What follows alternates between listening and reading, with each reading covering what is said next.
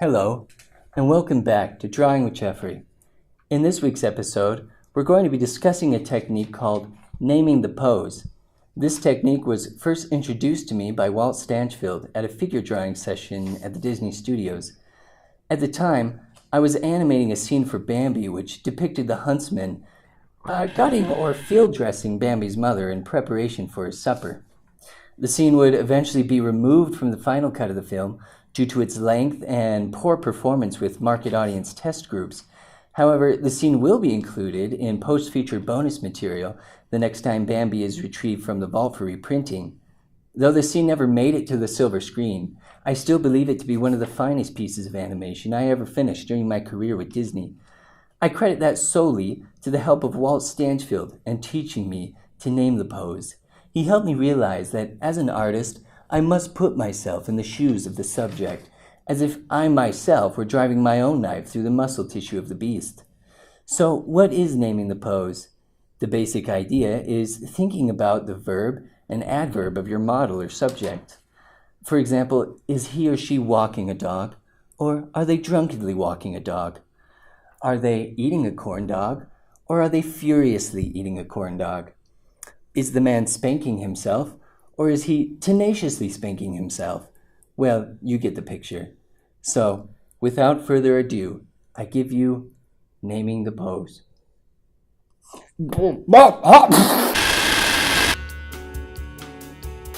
Okay. All right, well, here we are. Let's get started. So you notice that even before I start putting any marks on my page, I'm writing out the pose. I'm thinking about, what is this person? What are they doing? I've got my poses loaded up here on my Apple II, and before drawing the actual model, I'm trying to write what this model is doing, who they are, and what they're doing, and how they're doing it. You can tell in some of these that I don't get the point across exactly as well as I like. For example, in this one, I just wrote stretching in the morning. That's not really a good example of what you should do. You notice that in that drawing, I had a drawing of someone stretching, but it wasn't particularly interesting. It didn't have a lot of life.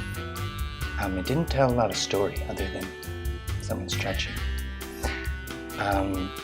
With this one, I wrote surprised by a penny.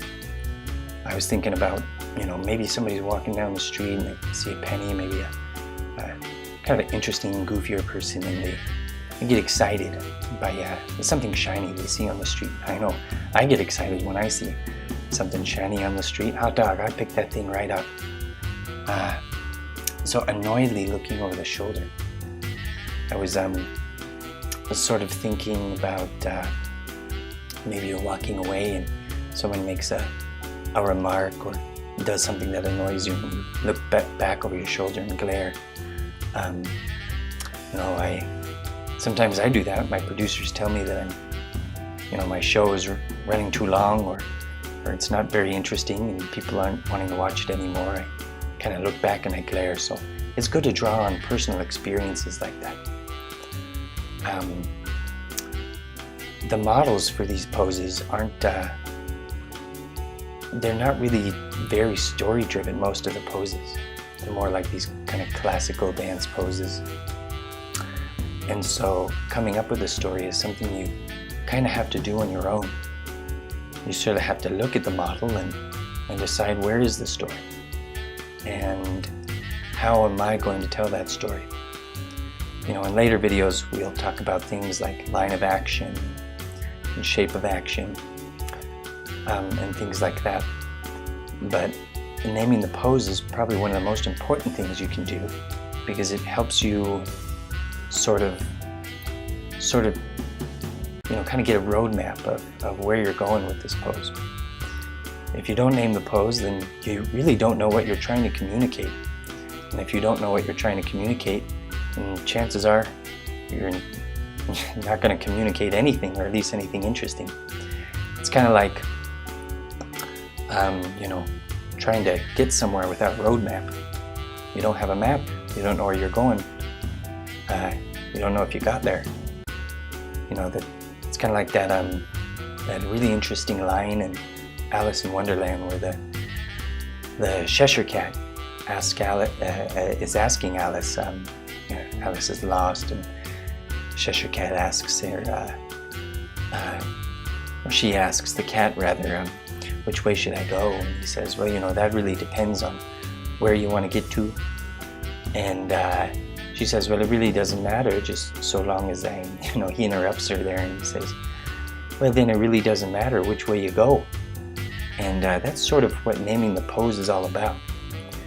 If you're like Alice and you want to get somewhere other than where you are, artistically, in this case, you want to get somewhere artistically other than where you're at, but you don't know where that is, you don't know where you want to go, then you're probably not going to get there.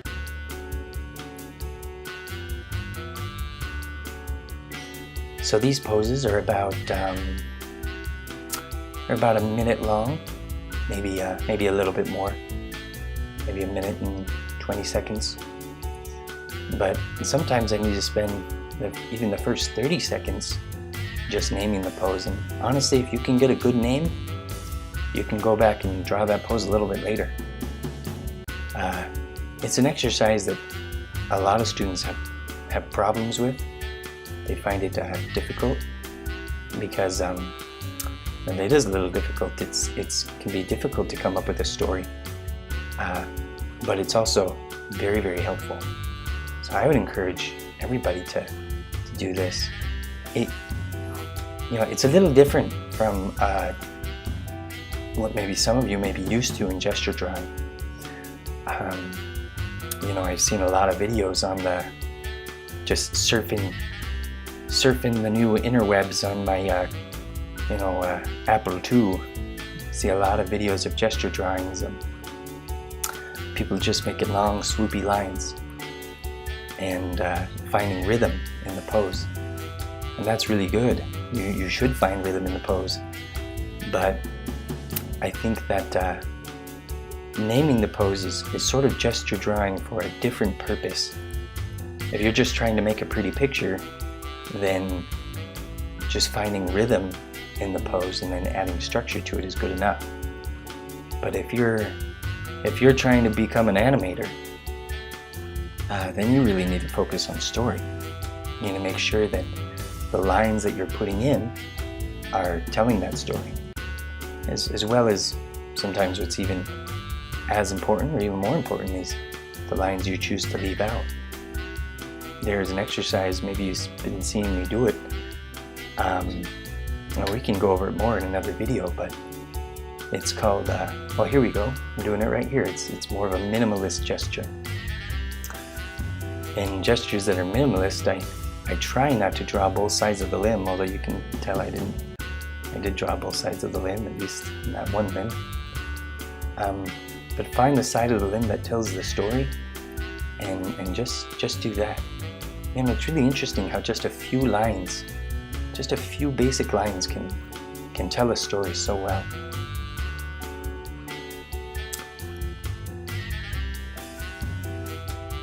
So if you're feeling discouraged about your own drawings, just know that you're not too far behind, you didn't start too late. All those things are just things we tell ourselves. They're just not true, Everybody can improve. It doesn't matter. It doesn't matter if you're 50 or if you're 5 years old. Then maybe you don't want to, maybe if you're 1 year old, you got other things to worry about, like, how am I going to keep my head from flopping around? Maybe drawing's not the first thing on your mind, but as you get older and you build up some grip strength, then, maybe you can worry about drawing. Anyone can draw. All you need is a dream in your heart, a pen, or maybe a pencil, and about 4 to 6 years of rigorous study at an accredited art school or university. Nah, just kidding. You don't really need that. Sometimes it's useful, but if you can't get there, it's okay. Just watch these videos. Maybe watch a few other videos. I know Stan Prokopenko. He's making a lot of great videos, so go watch his stuff too.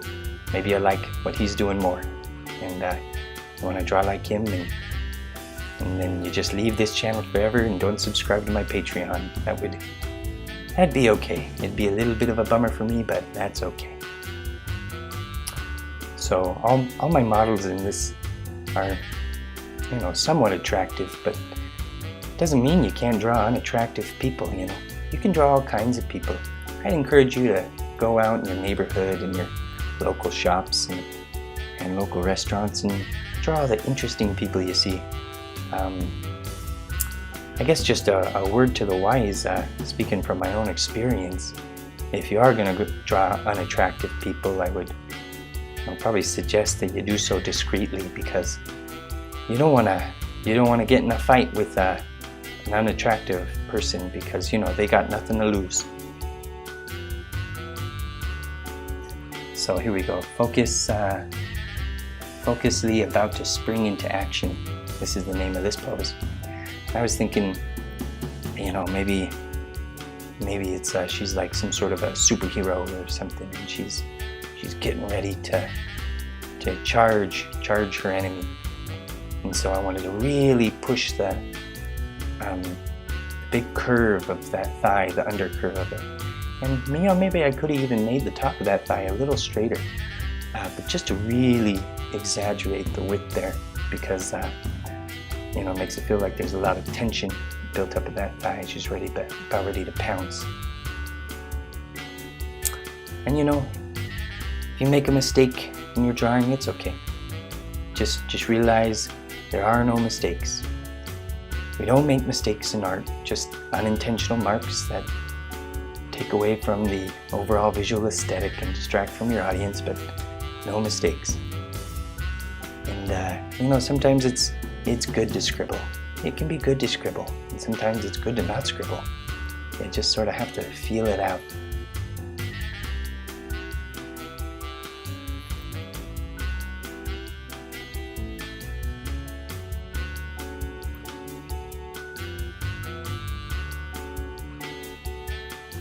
So, it's good to sometimes use a big fat marker. You don't want to, it's okay to draw with a pencil, and sometimes I draw with a pencil too, but it's good to use if you have a big fat art marker or a Sharpie, those can be really good, because they can help you become more bold with your lines, with your mark making. Sometimes you can get a little tentative and make little scratchy lines, a bunch of little scratchy, squiggly lines, and we don't want that. We don't want to do that in our art. We want to make big, bold lines. Whatever you put down, you want to commit to.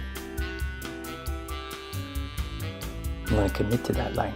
Put the line down and just leave it. Just leave it alone. Just put it down and leave it alone. Since my wife tells me when I try and bring stray animals home from the wilderness when they're on hikes, she says just put it down and leave it alone. So I know that pretty well.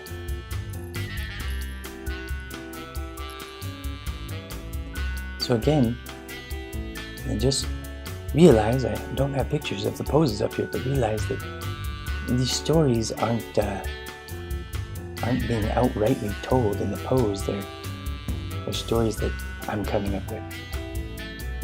This drawing, for example, was just a model laying down with her hands behind her head and her feet up in the air, and both feet were in the air and they were crossed.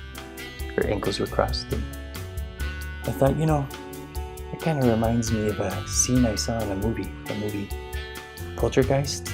I don't know if any of you saw that, but there's a scene where one of the characters she's on the bed and she's talking to her boyfriend, and on the phone, and it kind of reminded me of that, and I thought, maybe I'll change that pose to be something more like that, like someone just playfully talking on the phone. So be looking for those stories. Movies are good inspiration. When you're looking at the model, think about, that kind of reminds me of that scene in that movie.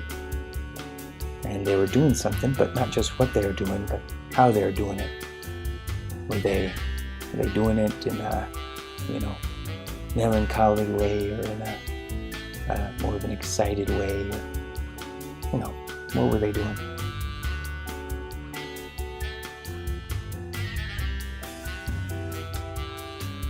So maybe I'll just shut up here for a bit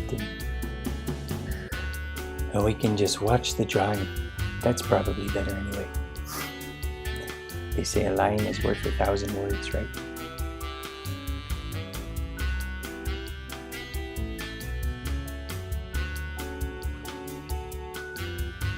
I guess if that's true, your line of action is worth 2,000. You guys know what line of action is, right? Yeah, I'm pretty sure you do. But I'll explain it anyway. So, line of action, a lot of the line of action I'm really just implying in these drawings rather than outrightly drawing it. But if you need to draw it, then go ahead. I would encourage, if you're a beginner, to start that way. Just look at the pose, name it, think about a good story, and then think about one big line that describes that pose. Maybe from their head down to their foot. What's the big line? Is that big, long, swooping line? Is it more of an S curve? And sometimes drawing a line of action isn't the best route to go. If you're, say for example, if your pose is rather closed, then maybe a line of action isn't the best. If it's kind of this compact, closed pose where somebody's just kind of crouching, and maybe you don't see a very clear line of action. But in big poses like this one, there's a big C curve, a big curve that looks like a big C that's going all the way from her head down to her back leg. And I'm trying to find that curve. I'm trying to exaggerate it. And that's the thing, this is something I learned from Randy Haycock. He's an animator at the Disney Studios. And he said, if you're drawing it accurately, you're drawing it wrong. I think that's important to think about. If you're drawing it how you see it, it's already wrong. You gotta push that line, push that curve.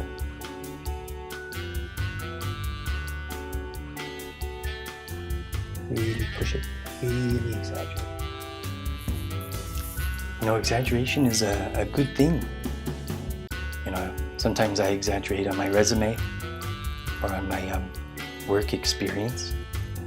Or, before I was married, if I was looking for a date, I might exaggerate how interesting I am.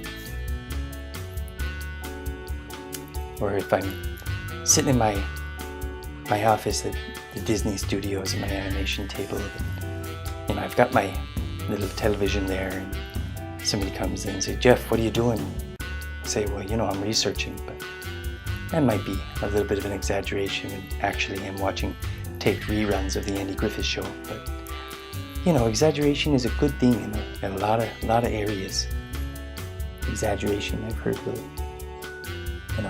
come closer to the truth than accuracy. Another thing to think about when you're doing a line of action is maybe what's the feeling of that line. Like maybe you see a big swooping line through this figure, but maybe your story says that they're scared.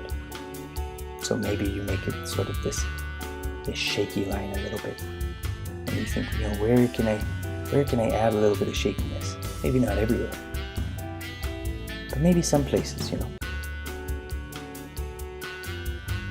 And just realize everybody's on their own artistic journey. Everybody's on a different path. Maybe you just started drawing, or maybe you've been drawing for a long time. Everybody's different. So just realize that, and don't criticize others if you think that they're not very good, because you don't want to criticize anybody till you've walked a mile in their shoes, because then they won't be able to hear you. You'll be a mile away, plus you'll have their shoes. So